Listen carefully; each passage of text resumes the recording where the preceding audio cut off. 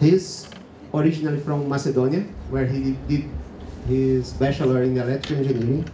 Then he got his PhD from EPFL in Lausanne, Switzerland, worked with collaboration at the Nokia Research Center in Helsinki, Finland. He's a kind of globetrotter, you know? He's like a wireless, he's everywhere.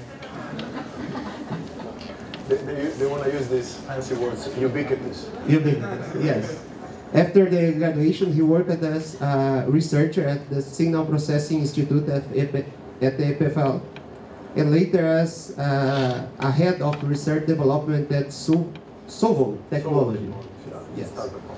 In 2007, he won the Swiss National Science Foundation Fellowship, and he was a visiting scholar at the University of Hawaii.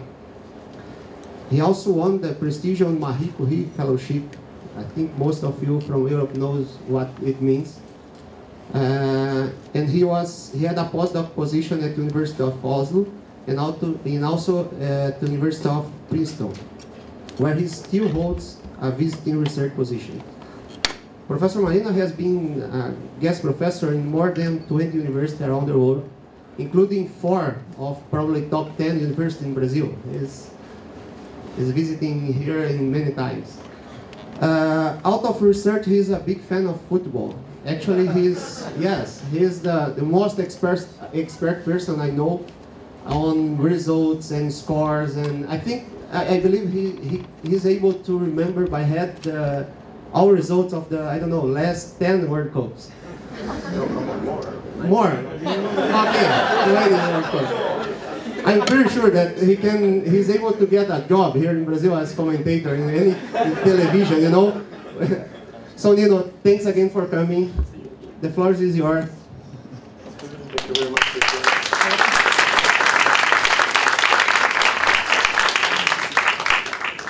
Okay, can you hear me well? Yes.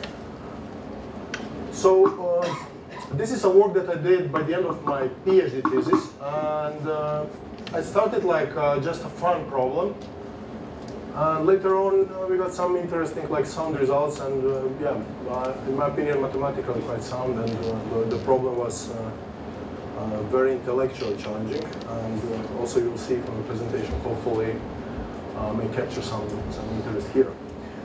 It's somehow a natural continuation of the talk of Max. So Max gave you foundations of information theory, but he was speaking mostly on point-to-point case, and of course compression and rate distortion theory, mentioned also security. But by the end of his presentation, he somehow opened the door for me and for Chandra, I believe. So I will look at the first interesting case of more than point-to-point, which is called multiple access channel. And I believe, if I remember well, Chandra will continue with the broadcast channel. The multiple access channel is interesting because the capacity region has been characterized, unlike the broadcast, who was solved only for particular cases.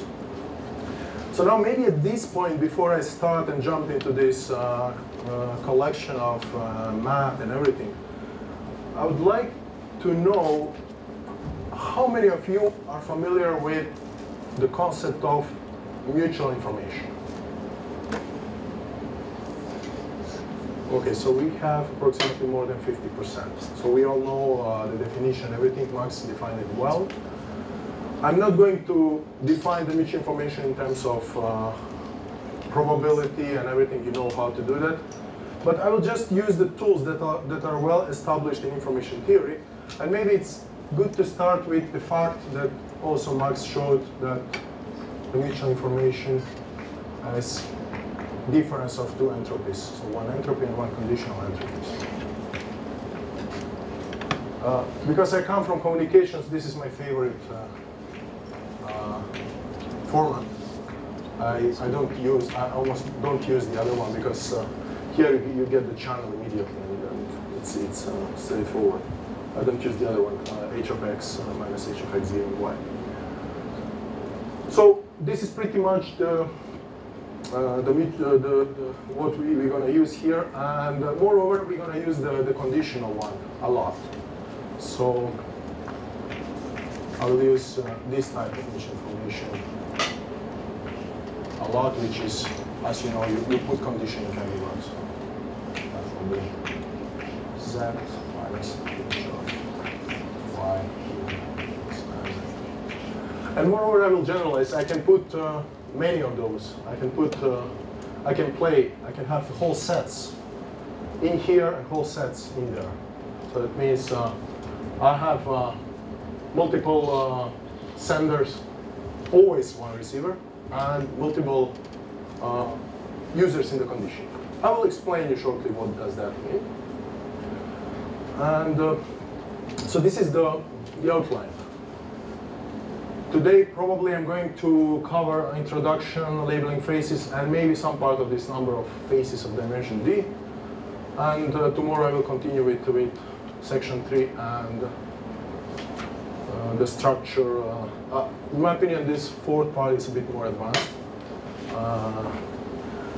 I plan also to, I don't know if it was the case before, but I plan also to give you a couple of homework problems. These are not really difficult homework problems, but you helps you familiarize. Some of them maybe you can just say the answer by heart already here. And maybe tomorrow we can discuss the solutions of these homework problems. So now I will introduce first the multiple access channel. So it's unlike the point-to-point channel, we have here multi-point two-point channel. The other example we'll see in the next slide is the broadcast channel, in which you have point to multi-point. And this is very important for mobile communications because typically this is a base station, and then you have plenty of users with their mobile terminals communicating to the channel. Some people want to call it uplink channel. Some people want to call it forward channel. Unlike the broadcast, which is called downlink or backward channel. So you will see all these terminologies. Why is this interesting? From the information theory point of view. You may say, yeah, well, we have whatever, GSM or many buzzwords in the near future around that, 3G, 4G, 4+, 2.5. For me, everything is 2 point something. I call 3G 2.1 and 4G 2.2 maybe. I don't know. It's everything is incremental, nothing dramatic like it was between 1G and 2G. So why should we bother? Actually, I'm not that correct. Like 3G offered like this data, and you can use MIMO and everything. But why do we bother about this? It works. What's the big deal of studying? So if you talk to many people from industry, they will say, hey, well, it's easy. It's just need some way of orthogonal, establish some way of orthogonal communication, and it works. Yes, so we can orthogonalize in time. You can give this time sharing. In GSM, we use combination of time and frequency sharing. So this is just splitting this between different dimensions, whether in time and frequency. It's fine. It works. There was a very beautiful concept from the theoretical point of view called CDMA. And now, because you're young, you maybe prehistory now. I mean, it still works in the US, of course, but the concept was very good. It's called code division multiple access, and there you don't you rely on the orthogonality of the codes, and you have various concepts of this CDMA. One of them is this random access. It's a nice concept that unfortunately lost the battle to these orthogonal schemes, like most notably TDMA. But again, all of these, they work. But now we say, are they optimal? So that's the point. We have big room for improvement. And I will show you later when we introduce this capacity region. Typically, when you have a small signal-to-noise ratio, everything is fine. I mean, all of these, they are pretty much close to the optimum points, and it's fine. But if you have a higher signal-to-noise ratio, then we can do much better. And there is one concept that I'm going to use in this talk a lot. It's called successive decoding. That makes the whole thing much better. So you get a lot of improvement over these orthogonal concepts, and we're going to talk a lot about it. So just to quickly, so I was talking about MAC, and then these many transmitters to one receiver, and then there is one transmitter to many receivers. That's the broadcast channel or the downloading channel. There, the situation is a little bit more complicated. So far, we don't have a result of the problem that was set up by Cover, right? For the Gaussian? Yeah, we do have for certain cases, like for degraded channels, and in particular for the Gaussian case. But the original problem was not solved. But this is not the scope of my talk, so I'll leave Chandra to explain it more in detail.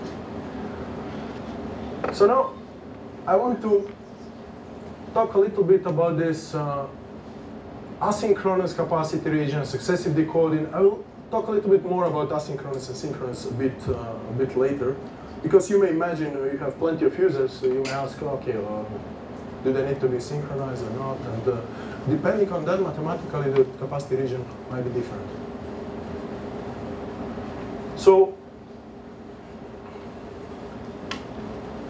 for the asynchronous capacity region, we'll see later the equation. The region is actually a union of some m-dimensional polytopes, if we have m users. And so that means if we have two users, it's a union of two-dimensional polytopes, which we call polygons when we are in two dimensions. This concept of successive decoding I mentioned is a method of canceling the interference, and then you can achieve any rate in this capacity region. I'll explain a couple of examples later. But imagine just a Gaussian channel with two users, x1 plus x2, and you have additive noise Z. Then, instead of having both users as orthogonal, and that's what Max showed in one of his slides, and achieving a suboptimal point, just to remind you what Max showed, that was this pentagon. So this is the capacity region in m equal 2. So these are the rates, R1 and R2. So Max showed that if they are orthogonal, we typically achieve this point. But if we use successive decoding, we can achieve either this point or this point. So it's depending on which user do we want to decode first. So the user that it is decoded first, imagine this channel that I mentioned. I'm not defining it formally now, I will define it later, but just to show you the sequence. So if we want to decode user 1 first, then we can say, since this is a Gaussian, all of this can be considered as noise. So then in the log that we showed, we have the power of the first user as useful power, and then the noise that the first user observes is the power of the second user plus the, like, usually use for or sigma square, the noise of the variance of the noise. While for the second user, once we receive this one, we can decode it, and then just subtract it from here. The one that we decode, let's say call it x1 hat, and then we can subtract, and then we are left with this channel x2 plus z. So in that case, the noise for the second user will be P2 or N. So that means if they have same powers, this rate will be smaller than this. So that means we are in this point. And what does that mean? It means first we decode user 1, then we decode user 2. So this is the order of decode. Here, it's the opposite. First we decode user 2, then we decode user 1. And hence we'll have here P2 over P1, and here we'll have P1. How to achieve the points on this optimal boundary? There are several methods, and quite interesting actually. So one of them might be time sharing. Just use, I don't know, 50% of the time, you decode first user 1 first, then user 2, and then for the rest of the time, you switch the order. So in that case, you will be somewhere in the middle of this. And depending on how you use this switch on like time sharing switch, you can really characterize all the points. There is another method which I'm not going to talk now. It's called rate splitting. And it's quite interesting. Actually, you are adding one auxiliary random variable, and then you go into one space up. So from 2 dimensions, you go to 3. And this will enable you, by decoding this additional auxiliary random variable, to also reach all these points. So this is this concept of successive decoding. Of course, there are plenty of challenges if, I don't know, you have various models. So this is the simplest model, the Gaussian case. But if you start adding some multiplicative random coefficients there, which in communications we typically call fading coefficients, then you have plenty of other scenarios. And it depends always on the knowledge of the transmitter or receiver of these coefficients. If these coefficients are known to both of them, or let's say we start, if they're known at the receiver, it's easy. Then we take just expected value of the result. If they're known at both transmitter and receiver, we need to do some kind of actually the result for the single antenna case is a closed form, again, this exponential integral. If we have MIMO, then we use some kind of waterfall, and we have to really allocate different powers to different antennas on the transmitter side. There is one of the most challenging scenario, of course, is what happens if these coefficients are not known to anyone, but maybe the distribution is known. So in that case, it's very hard to calculate, and there was this result of Amos Lapidot. They characterize it, the capacity behaves as log-log, which is really bad. It's like, actually it's for high signal to noise ratio, but log-log, it really decimates your rate. So this not knowing anything, it's not very practical.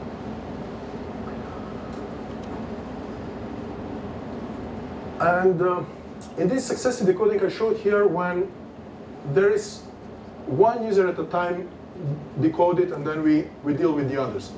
But we can also talk about some group of them, like a couple of them decoding at a time, and then try to do some joint decoding on them. So we can play with this, like partitioning the sets of users in various groups. And depending on that, we'll see it characterizes the whole capacity, the whole geometry of the capacity region, which is object called polymatroid in mathematics. And as I said, this successive decoding is very important to determine the order of decoding. And you can play, if it's a symmetric case, it's not that important, but you can if you have some rectangular shapes, it might be really, I mean not rectangle, but pentagon, but which is more like wide.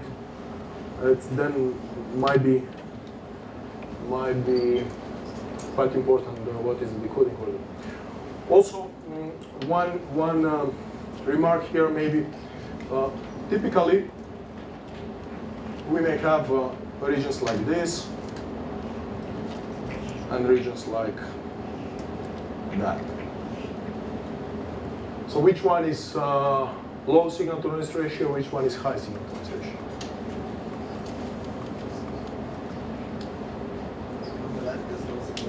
The left is low signal to noise ratio. So it's pretty much as I said, this point on individual decoding is pretty close to the optimal points, and that's why we can safely use the EDMA or CDMA, these orthogonal schemes. While here, see, if you use these orthogonal schemes, you're very far away from the optimal points. So it might be smart to use the successive decoding. So this one is high. High SNR.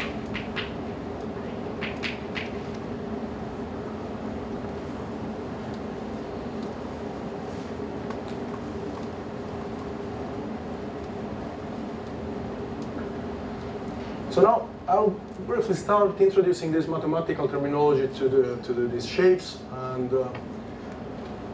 we want, as I mentioned, to extend this concept of successive decoding to group successive decoding, in which, as I said, you can partition and decode some subsets jointly, and then whenever there is a subset with one element, one user, then you decode it successively. Here, I will introduce for the first time maybe terminology called dominant phase. So dominant phase is this line on which the sum rate is maximal. We cannot have more than that, and that's why it's called dominant, because it dominates all the rates. And depending on the dimension, depending on the number of users, this dominant phase has a certain number of vertices. Okay, how many vertices do we have here on the dominant phase? We have 2. How about if m equals 3? So remember, all the points represent a different decoding order. How many decoding orders can we have? It's 3 factorial, exactly. So it's 6. So it's, in general, for m users, we're going to have m factorial different decoding orders, or mathematically speaking, in these objects of higher dimension, we have m factorial points, or I want to call m factorial vertices in this higher dimensional polytope, which we're going to call polymath ray. And moreover, we can talk about not only about vertices, but we can talk about faces of any dimension. So we can talk about edges, which is face. So vertex is a face of dimension 0. It's a single point. And then edge I call face of dimension 1. So it's how many edges do we have on the dominant face of this region? It's only 1, yeah. It's this one. How many edges do we have in the capacity region? We have 5, right? So that will be the goal of my talk. How can we calculate all these objects of higher dimension for any dimension? So we choose n user region, and n can be from, okay, I don't want to put 0. For mathematicians it's good to put everything, but sorry. I wanted to say for any m larger than 1, 0 it's obsolete, so we don't have anything, so that's why I don't discuss. And then we can talk about any d between 0 and m. So d being equal to m, what does that mean? How many objects of dimension m do we have here?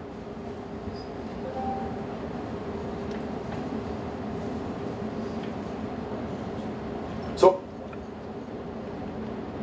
the vertex is dimension 0, right? The edge is dimension 1.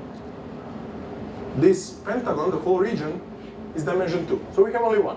So it will always be the case. So when d is equals m, we have the capacity region. So there's the That's the object of dimension m.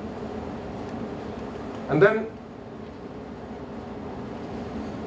we'll see from the equations how we count, and then for this, for d close to m and close to 0, we'll be able to find some closed form expressions. But otherwise, it's going to be kind of almost closed form. It will be some formula for that.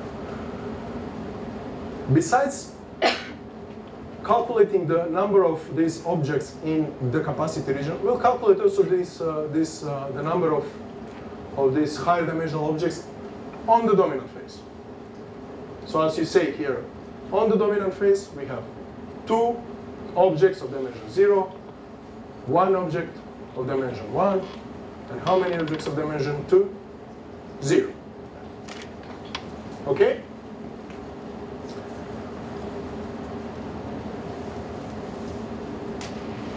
Okay, just for sake of completeness, I mentioned this. So as we say, this we'll define later the phase, and the phase is usually of dimension 0 to m minus 2. It actually should be up to dimension m, but m is trivial. We said we always have only one such object. M minus 1, I want to call it facet, and we'll define it later. So facet is typically object of dimension m minus 1 that is a part of a polytope. So one of the limiting hyperplanes that belongs to the capacity region is a facet. In this case, how many facets do we have in this case?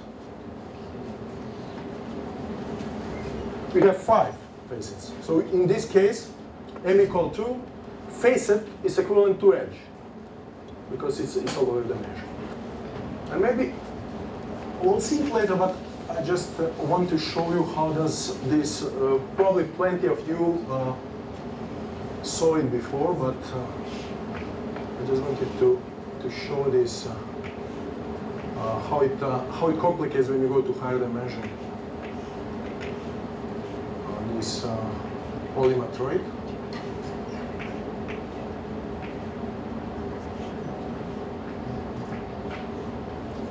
Okay, so it's a figure like this. Here I show rate number 1, rate number 2, rate number 3. I'll define it later, but just I want to have it here and try to motivate you to think like how many faces do we have here?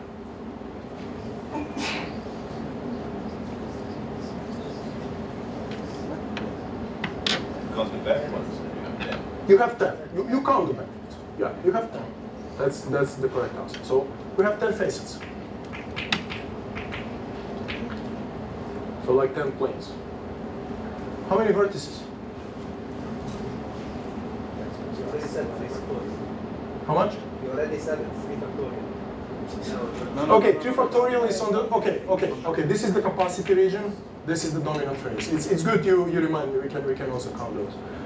So you said 3 factorial, so 6 vertices on the dominant phase. How many do we have there?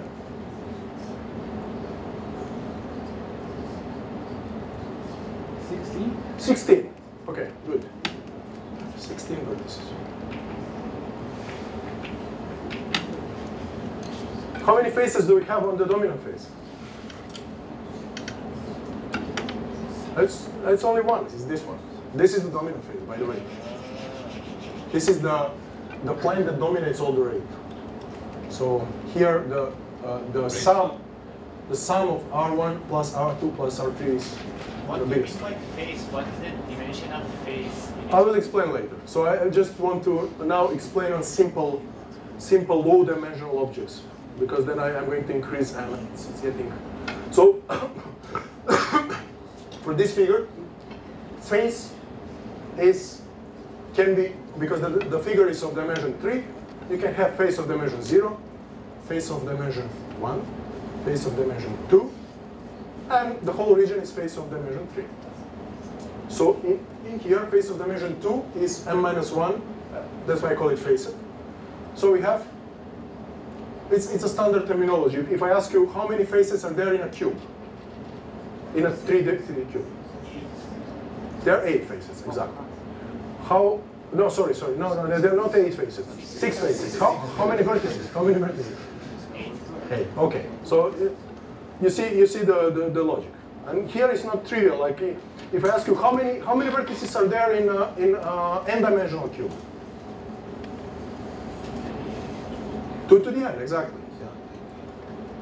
So. Why are you interested in these numbers? What? Why are you interested in these numbers? Why not? I will show you tomorrow. But it's already a nice problem. Why not? I mean, it's I know that it's a good question. It's a good question. I appreciate this question because you may immediately say, why you need only the dominant phase? That's interesting for engineers because this is the. You can only plug the numbers and see if you can. Yeah, but okay, I'll explain tomorrow. Let's say some of the users is dead, so then you go to a lower dimension. So it's good to know what are the possibilities in this lower dimension. You want to know the projection without.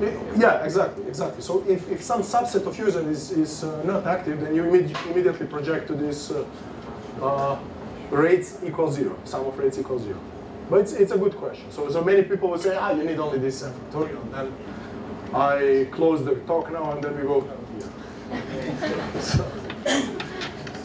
But forget about the engineering part. Mathematically, it's already an intellectually interesting problem, I find. Okay, so we said here we have one facet, or maybe I have to put it here because this object is of dimension 2, so you can have only 0, 1, and 2. Okay, I can say one facet. How many edges here? We have 6 edges. How many edges if we want to increase the dimension? 7. Okay, how many vertices if we want to increase the dimension by 1? It's 4 factorial. It's 24, right? How many edges? No, it's not. Well, you will see later. You will see later. It's not easy. Is it 4 choose 3? No, it's not easy. It's not easy. If I show you the answer now, you will say, wow. I'm not sure. I want you to stay to my lecture tomorrow. Okay. Sorry, isn't it? Okay. 24 choose 2? Question? I'm saying, isn't it 24 choose 2? The number of edges? What? 24 choose 2? Isn't No, it's not that easy. Not that easy. No, you're okay.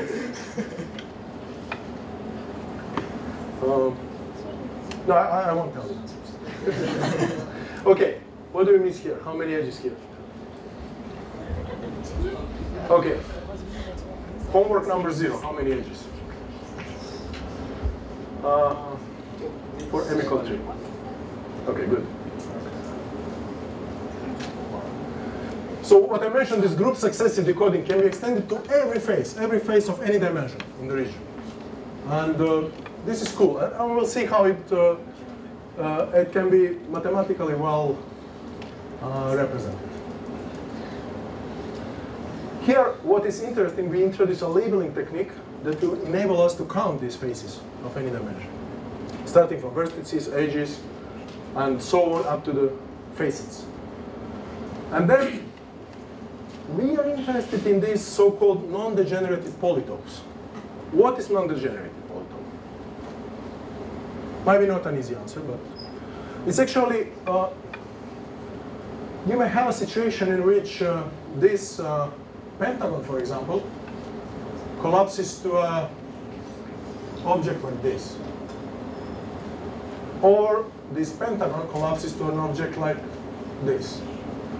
Or this pentagon, if one of the users is not active, collapses to an object like this. We go one dimension. So all of this I call degenerated. Non-degenerated. I mean, these are degenerated, but non-degenerated, they have all the facets. And now, we'll see also tomorrow this group composition, how we'll determine the decoding order and where we want to be in this region. So I will start with section number 2, labeling these faces when m is high. It's not trivial. First, I will introduce the capacity region, like the equations, and then I'll mention briefly the Gaussian case, because the Gaussian case is good. For the Gaussian case, we can characterize the capacity region, and we are sure we have non-degenerated case, so we don't lose faces. We have all the faces. So the non-degenerated case has most of the faces, and that's interesting for us. Is the answer for 4 trial edges? Is it trial edges? How much? Trial edges. For For 4? For 4, not number 0. okay. N times n minus 1. Ah, you mean in the dominant phase? Yes, n times n minus 1. Yes. Oh, I was not supposed to talk.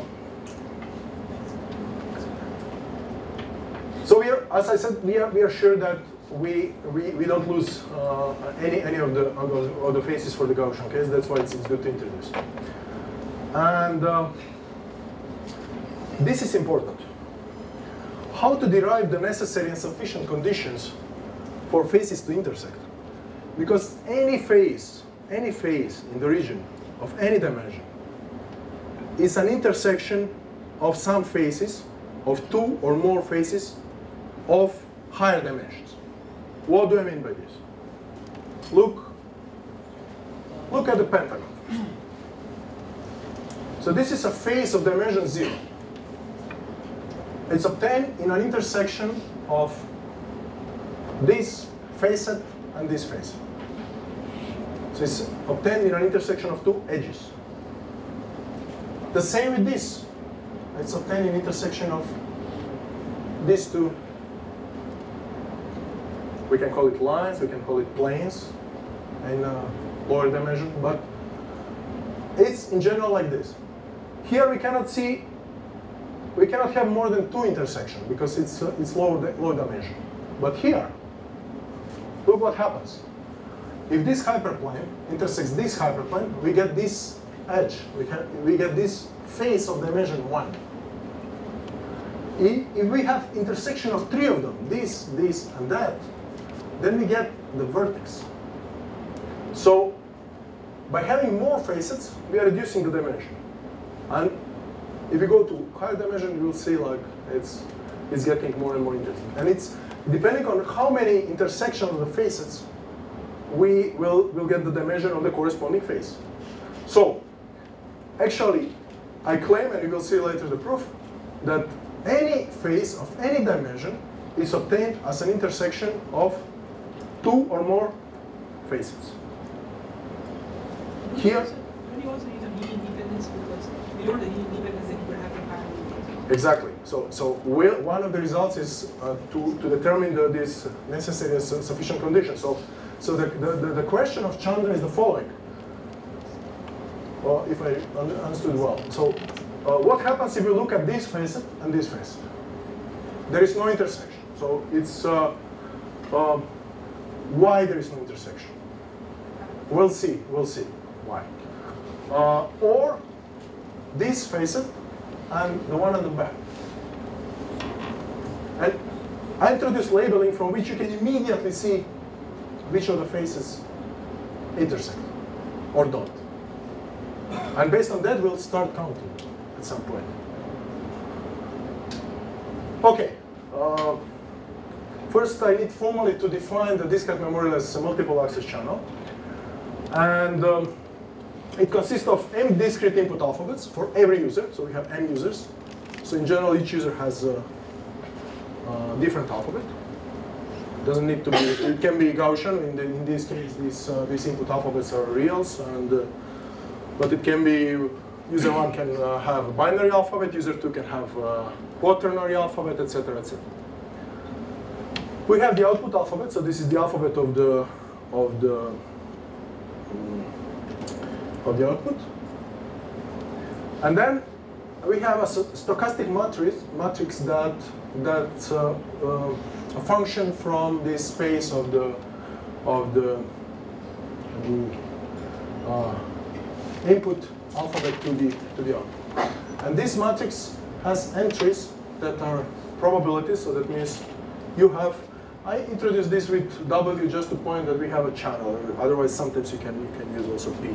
But this is a conditional probability that says what is the probability that on a certain alphabet, on a certain output letter happens after certain set of input letters is sent on the channel. And we have so many such entries for depending on the size of the alphabet. So now I will show something that Max showed for entropies. Many of you are familiar, they can solve it immediately, this homework problem 1.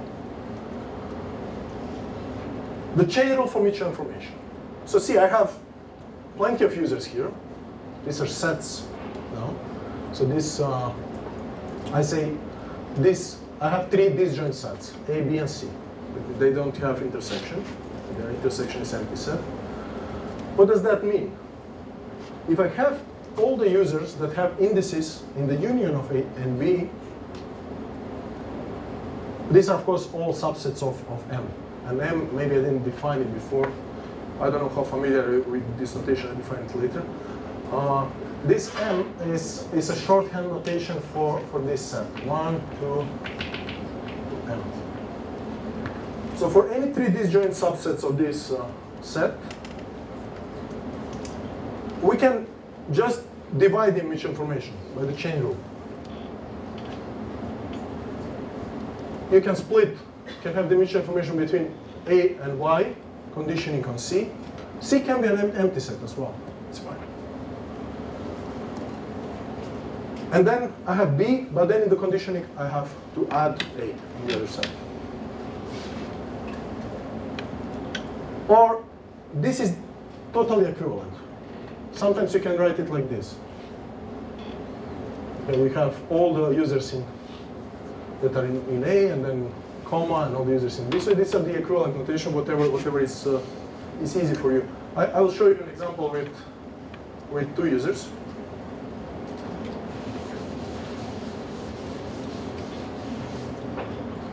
Or with 3 users. So I of x1, x2, y given x3. I can split this mutual information into I of x1, y given x3 plus I of x2, y given what? Okay, we must put this guy besides x3, so x1, x3. Using that notation there, I may also use this, which is quite unusual, but just to mention, I use this, and then y, and to be consistent, maybe here you can put the set. No one will write like this, but I just want to make you familiar with this notation because we're going to use sets a lot. And then we have plus I of x2, y, and then we have x1 and 3. So these are so please try to prove this. I mean, it's of course you can use the definition of mutual information, but then you're going to spend 1 hour maybe to prove it. Why do you need disjoint? It's true without disjoint. Why do you need disjoint? Which one? Why do you need disjoint? It's true without disjoint. When do you put disjoint? Oh yeah. No, it's a good point, but it's more general. As I said, you can put it as an empty set. So it's. You don't need disjoint for any arbitrary ABC. Oh, okay. Yeah, it's a good point. This is yeah, okay. I see your point. Of course, this is true. This is true for any as you say. But in this case, we'll deal with only these joint cases because this is what's important. And I want to prepare a little bit for this. And but it's correct. This is true in general. So my hint here is to try to use the tools you learned. Just try to use what I wrote at the beginning with tools, and it's very, very easy to prove in 2 lines. You're going to prove it. And of course, this is equivalent. I just play a little bit with. So here I split A into L and A minus L. So it's the same thing. Just because I'm going to use these notations later, and then you get a little bit more familiar. So try to think about it. And now the main equation. So all the results are derived based on this characterization of the capacity region. And it says like this. This is a region. I was wrong. It's not a capacity region. It's a region for a particular product distribution. Product input distribution. So it says that for any input distribution on the x1 to m, we define this region that says it lives in the positive rates, so all the rates must be positive or 0. And then any subset of m must have rates, some rate, less or equal than all the users that communicate uplink that have indices into S and the output given the users that are out of this communication. So, and this is valid for all non-empty subsets of M.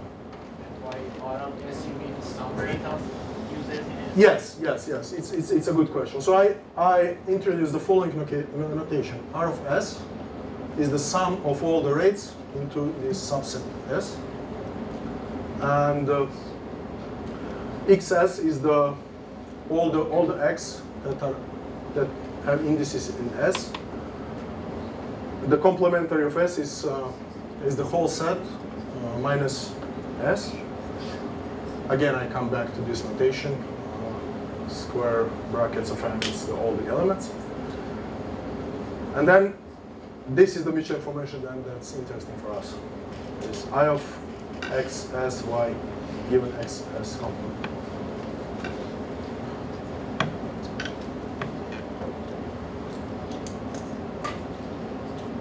Okay. How many equations do we have here?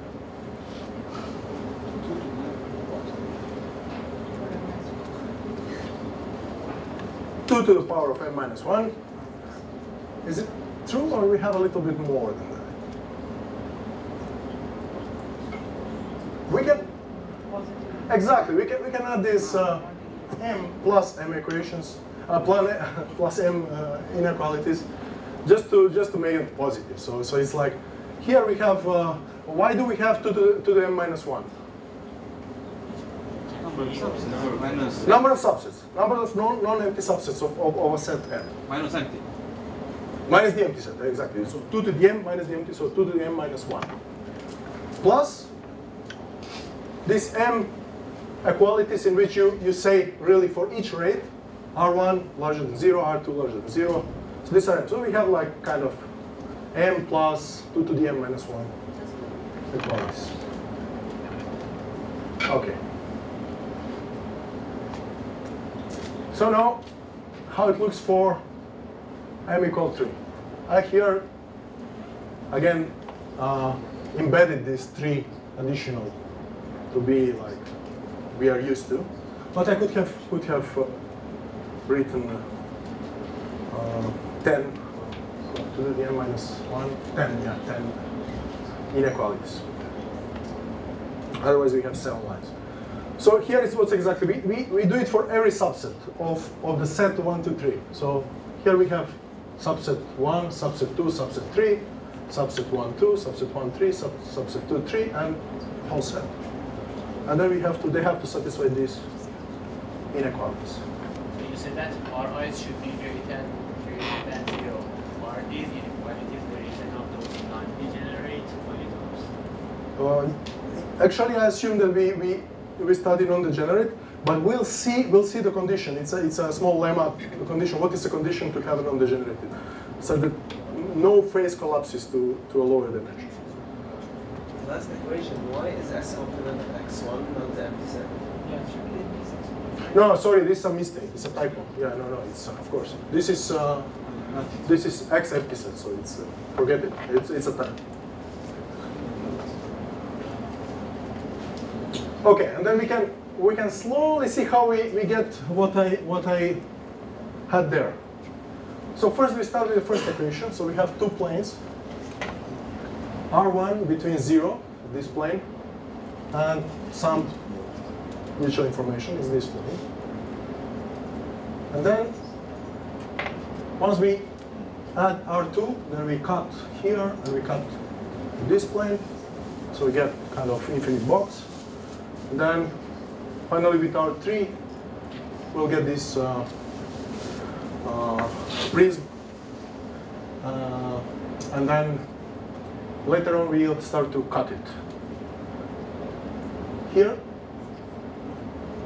we cut first by the sum rate of 1 and 2. So 1 and 2 can have at most this sum rate.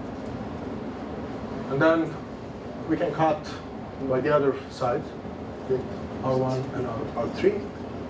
And then we may cut from the other side. So this is not unique. There are other possibilities of these cuts, but this is one of them. It's easy to follow. And then finally, the last equality. Of course, everywhere here we don't have x1. The last inequality will cut you the whole thing here. So it's the sum rate of the three users is smaller than something that will be between these. So it's basically you slice it there and you get this beautiful figure. You're already using some modularity here. Otherwise, it would not touch the I'm already using what? some modularity or the fact that. Yes. Okay. I didn't want to talk too much to this, but this submodularity means that that the sum of the three rates is smaller than individual sums here. And yeah, and this is in mathematics is called polymatroid. When you have such submodularity is called. I didn't want to confuse with this terminology, but that's exactly. If there is no this submodularity, you will get out, and then you can easily get this degenerated cases. The other terminology is supermodularity, which is the other way around. And but it's not. In that case, they call it contra-polymatroid, the field. But here we are interested in polymatroids. So to do that modularity, you always have it for math. Yes. So you don't have such a thing. For example, you have there. For example, as an example, you have something like this. That never happened in math, right? This may happen in general. This may happen, okay, but we are not interested. Too many cases like this. For the Gaussian case, never happens. For the Gaussian case, if that's submodularity, right? Is what? That has submodularity.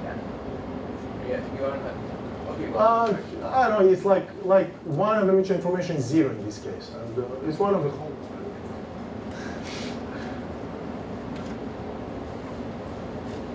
Okay, here I touch a little bit this synchronous versus asynchronous. How I'm doing on time? How much time do I have more? Yeah. 30 minutes. Okay, perfect. So I will introduce this synchronous versus asynchronous, and As the name says, the synchronous is when all the users, all transmitters, they are synchronized somehow by some clock, and they can send at the same time. And asynchronous is if we allow everyone to send whenever she wants. So, and we have a characterization of the capacity region for asynchronous channel. It's given in the terms of this union over all possible probability distributions on the input of these regions that I defined earlier that depend on the input. While the capacity of the synchronous channel is a convex hull of such region. What does it mean, convex hull? Convex combination. Yeah. So it's you cannot have if that union gives you something that is not convex, you make it convex. So that's basically you may have I don't know a situation like, let's say for 2-user case, you may have union of such regions. Let's say something like this that describes some region like this. So many of these pentagons will give you some region, but on the other hand, you have also other pentagons that will describe another region. So at the end, you will have a region like this. And then to take convex hull, then you will make it convex. So that's the. But this not very important here. It's just for a definition. So now I'll briefly introduce the polytopes, and this is a geometric object with flat size, which exists in any general number of dimensions. And we call a polytope of n dimensions as n polytope. And I showed a couple of examples like you are familiar, and then maybe this 4-dimensional cube, or people like to call it tesseract, is usually represented like this. So it's, as Max said a couple of days ago, it's getting darker and darker if you go in higher dimensions. Okay, here is the formal condition for non-degenerated region. So a region is called non-degenerated if we have these following two conditions. First, for any subset, this mutual information between the input and the output must be positive, strictly positive. It's not largely equal. So for any non-empty subset of M. And then, secondly, if we have this telescopic here sequence that A is subset of B and subset of M, and for any subset of M, conditioning on the smaller on a smaller subset is strictly smaller than conditioning on the higher subset. So these are the two requirements. Otherwise, if we don't have this requirement, in that case, this point and this point will be the same. So we're gonna get the square. And then, as a consequence of this, we also have the other one. Like, it's easy to prove. Maybe you can also check it quickly how to prove it. This is very easy. If we have S subset of some larger set T, then here we have a smaller mutual information than here, conditioning the same array. So this is a consequence of this. And this is, I already showed, but just a couple of examples. This is the non-degenerated, the first one, and the second two is degenerated. And maybe you think, which of the previous are not satisfied for the second and the third? It's very easy. Second is the first condition, and third is the second condition. That's fine. Okay. It's for some people it might be not obvious, but. And then, if we go to higher dimensions, we have much more possibilities for non-degenerate, for the degenerated regions. So this is the first one in non-degenerated, and all of them here, all these shapes are degenerated, including that one. Why is this degenerated? Yeah, because we lose one dimension, and so the first condition is not satisfied in the definition, which information is equal to 0. Okay. Now some terminology from geometry. The definition of a hyperplane is you're very familiar. Like whenever you have a summation of variables equal to a constant that defines a plane in certain dimension, and so this is a formal definition: is R of S equals C. And then if you have this inequality, then you divide by this hyperplane. You divide the space in two subspaces, and two half spaces actually. And it's interesting that the capacity region, this region, I may not call capacity, but the region is finite intersection on these half spaces. As you can see in the three user case, you can easily see it. And then a face of R is defined as with this formula. So it's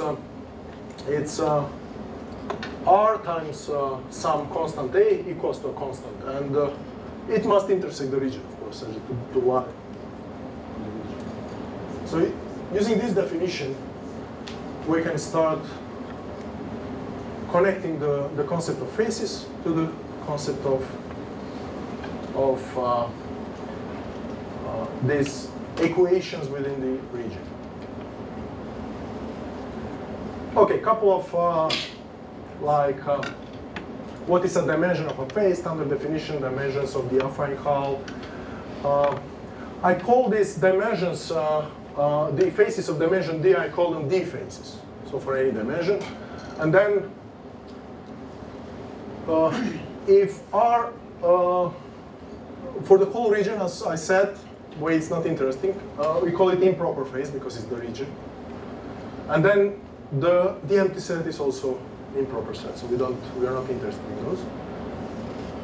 And obviously the number of faces of any dimension is always maximal in non-degenerated cases. If we have any degeneration, something collapses and we lose plenty of faces of various dimensions. And now, again, to repeat a little bit terminology, zero faces are called vertices, one-dimensional faces are called edges, and then two-dimensional faces. Usually they use terminology face, but because I use face for all of them, I call them planes. And then three-dimensional faces, usually called cells. And then we go to the high dimensions. n-1 faces are called facets, and n-2 are called ridges.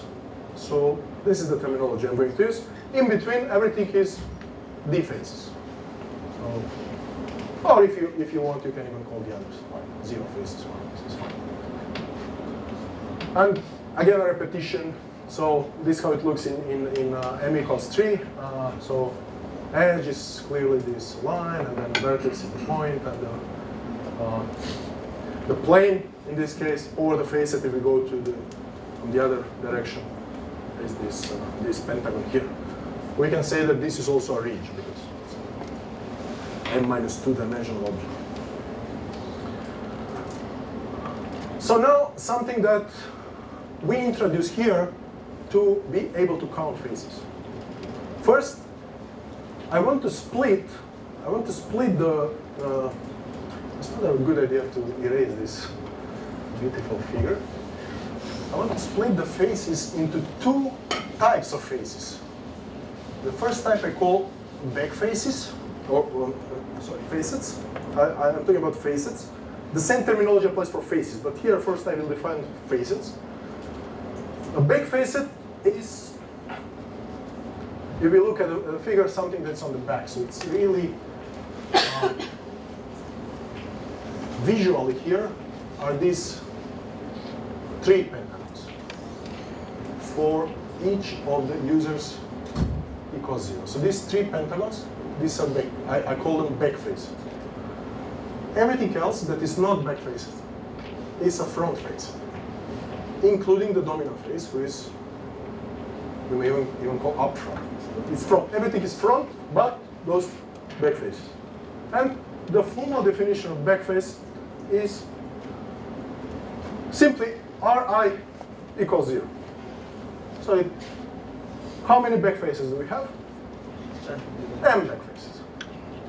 Front facet is defined by this equality. Now it's equality, not inequality.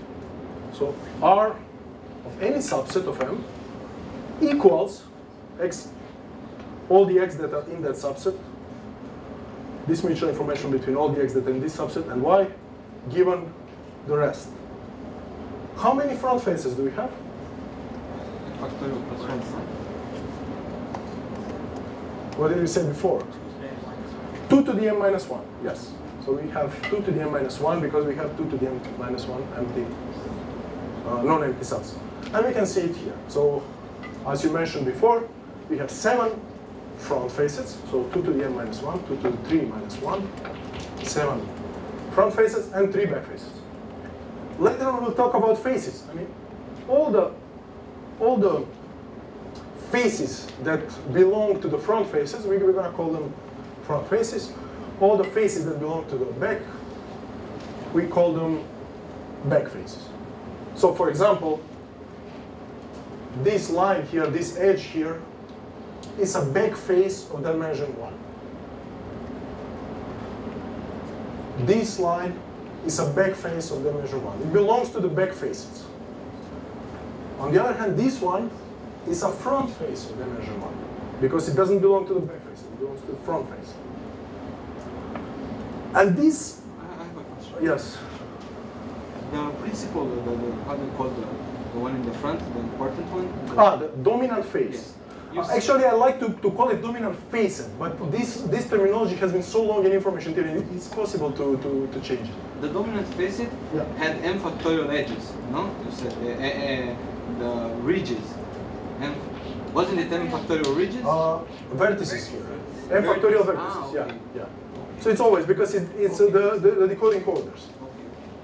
But we'll see how it goes forward with this. So the back faces are only the capacity region of one-dimensional length. Yes, yes. And that's the last part of the talk, and it's you play, because see here, you not only the back face, but you have a couple of front faces that are certain capacity region. So it's a kind of Cartesian product between this small capacity region and this the dominant face, the dominant vertex here in the one-dimensional region. How many vertices do we have in one-dimensional region?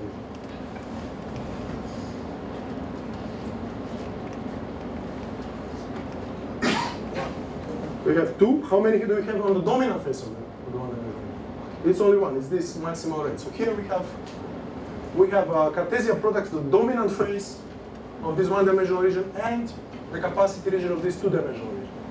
So that's we're going to discuss later. I want you to remember this: back faces, front faces. That's all we need to characterize everything. And it perfectly not only characterizes, but also you can label all the faces of all dimensions. And now we can extend the notation. So for any subset A of M, if we put set here instead of as in definition 1 index, we define intersection of those back faces, and then we get some back face of certain dimension. If we do intersection of front faces, I use this notation with commas. So I have some subsets here, and then I intersect all the facets. So this is not a facet, this is a face, but this is a facet.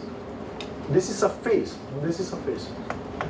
So I can have intersection of all the facets. I can also condition on A. In that case, I have intersection of this front face with this back face. So we can have all these possibilities. So it's pretty much intersection of all this. By convention, I call this with index, this sets with index empty set. I say that this is the whole region, and the front facet by index empty set is the whole region. Just for completeness. Not that I would need. Also, if I condition on the empty set here, it's straightforward that I will get the facet here. If I have the empty set condition on A, I'll get the back face with index set A. I can also extend this notation to this notation. It's the same example, just for simplicity. And I can have also this trivial empty set given empty set, just to complete all the possibilities. And that will give me R also. I can also label the origin that I call last vertex. When I count the vertices, that's the last vertex. And the origin is labeled by B with a set that is empty, all the users inside. And I can also use this F empty set given the whole set. Just label the origin. It's an important phase of dimension 0. Okay. Couple of examples. So you noticed this is the back face 1 because R1 is equal to 0. This is the back face 2 because R2 is equal to 0. This is the back face 3, R3 is equal to 0. This is the back face 1, 3 because 1 and 3 are 0. Only 2 is larger than 0. And you see the dimension is smaller because it's an intersection of the two back faces. So of this and this back face. And this is the origin. That means intersection of all 3 back faces. Give us the origin in these kids. How about front faces? The dominant facet will be always the whole set. So we have here the whole set. And now we can label all of them. Like this one is F2. So it's the facet in which we have this equation R2 smaller than the mutual information x2y given x1, x3. The same for F1, the same for F3. Once we consider the sum rate, we are here. So we have sum rate R2 plus R3 smaller or equal than I of x2, x3, y given x1. And also here. And the last one is the dominant phase. And now we see we have certain intersection here. And what do you observe here? It's interesting. When do we have an intersection? As Chandra commented, not always. So what can you see from here?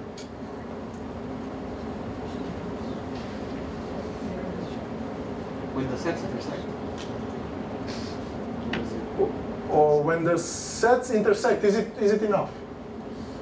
So see here, 2 can touch only 2, 3 and 1, 2.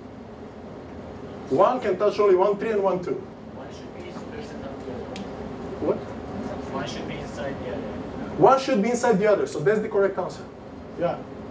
So you must have a subset. Because if you see 1, 2 and 3, they don't have, or 1, 3 and 1, 2, they don't intersect. On the other hand, the dominant facet cuts everyone, all the front faces. So you can get like a set offset and construct it from the side in. Yes. To get the diagram for yes. the sets. Yes. I didn't do this here, but yeah. So this will be the way. But so now this is for the front faces. What you answer? But what about the back faces? When do we cut the back faces? In which case?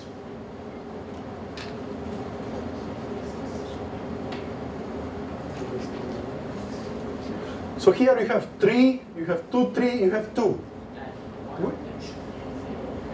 Which one is this one? That cuts them, that cuts these 3. It's B1, right? R1 equals U. Do we have 1 into these 3 sets? No. So we cut the back facet with front facets only in the case if they're disjoint. They don't have any elements in common. Okay, this is beautiful to show it on a 3D figure that we can imagine. But once we go higher up, we need some formal math to prove it. Why does it work like this? And it's not trivial. So I think 5 more minutes. let me see. Okay, I will define the Gaussian mark, and then we can call the day. I mean, not call the day, but call the lecture. Gaussian mark is very simple. I already showed the two-user case.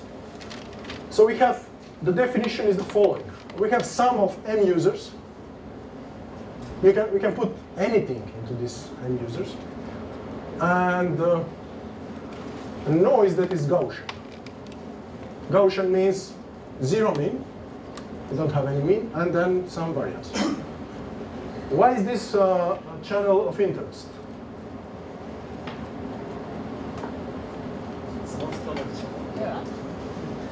Why it is the most common channel?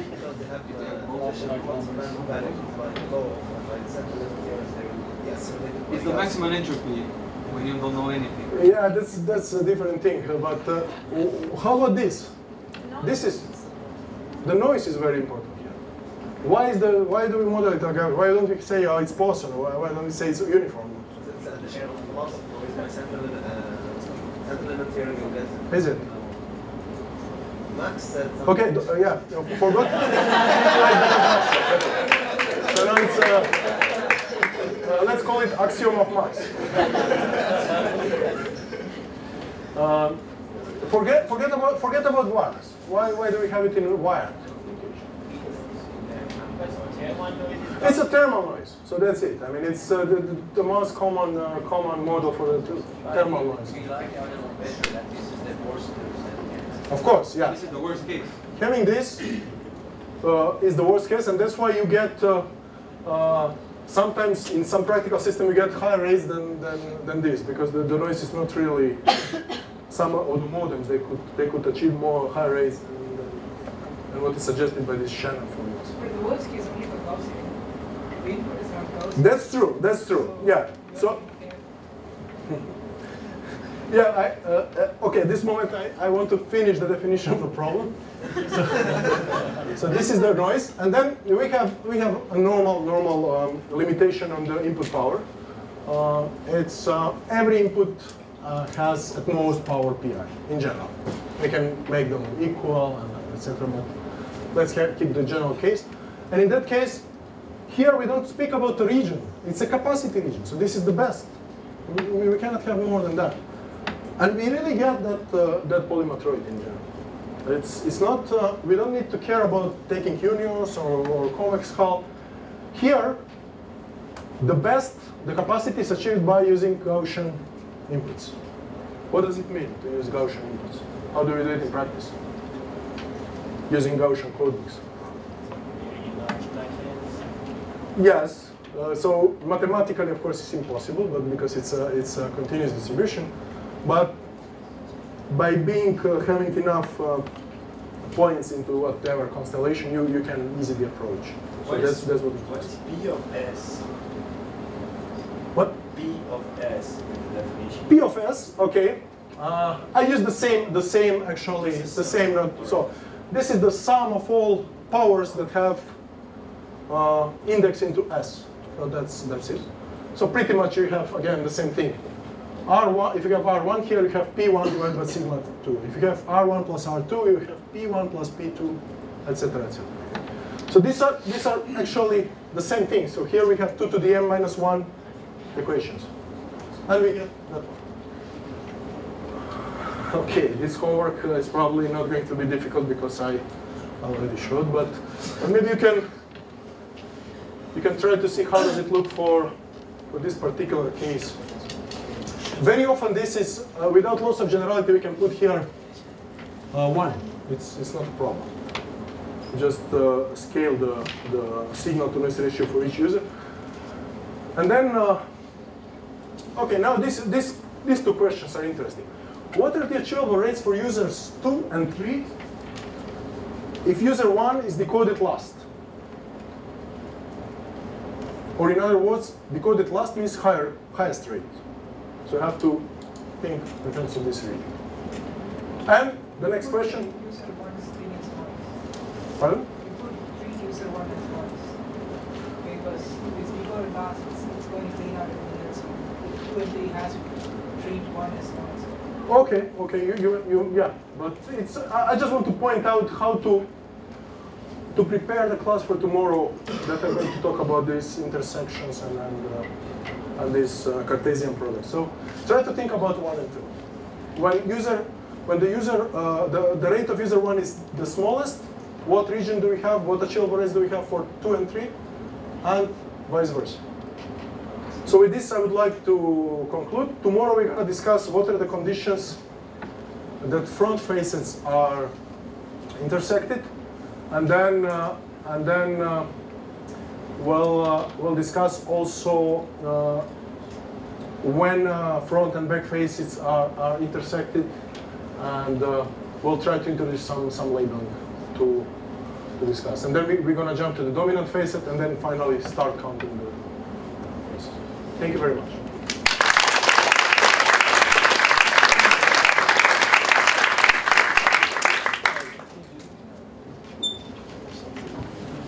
Question?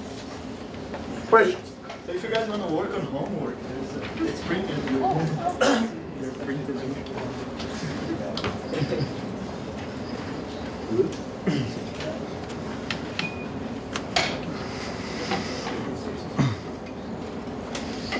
So do not hesitate also to ask me offline. Yes? Just for closure, the back facets always intersect, right? Pardon me? Just for closure, you said like the front ones intersecting with the back ones and then by themselves. The back ones always intersect with themselves, right? The back ones always intersect with themselves. That's Just true. as a- Yeah, that's true. It's the inequality of being positive. Hmm? It's the being positive inequality. Oh, the X. Yeah. But then it's interesting to see sometimes in the intersection of the back facets, you may have intersecting with the front face or facet. And there you, if you look there. So let's say in the intersection of these two back facets, you have this edge, but then they intersect with this front face, so you got this vertex. So in order to characterize all the vertices, it's important to consider all possible intersections to characterize. And it's not very trivial. You have to establish these two exactly as you realized. We saw here in the previous slide. Here I showed for the front face. Here we're looking only what is the condition that 2 of them are intersect. But what is the condition 3 of them intersect? So this is important result that we established. So one is included into another, and the other is included into the other. In that case, a common element. So for example, here 2, 3 is part of 1, 2, 3, and 3 is part of 2, 3, and then you more facets you add, more you reduce the dimension of the face. And that's why you can't have more. You can have. You don't have enough elements. In M3 you can have more, but in general M. Yeah, no, precisely. But Yeah, I mean, here, yeah, you go up to three facet intersection. Or in the general case, up to M facet intersection, you get the vertex. Or, as I said, you can have 2, here 3 is part of 2, 3, but then they have nothing in common with the back facet 1. So in between, they have to be included into each other. They call it telescopic sequence. But at the same time, they are disjoint with the back facet in order to have intersection of any dimension. Okay, thank you.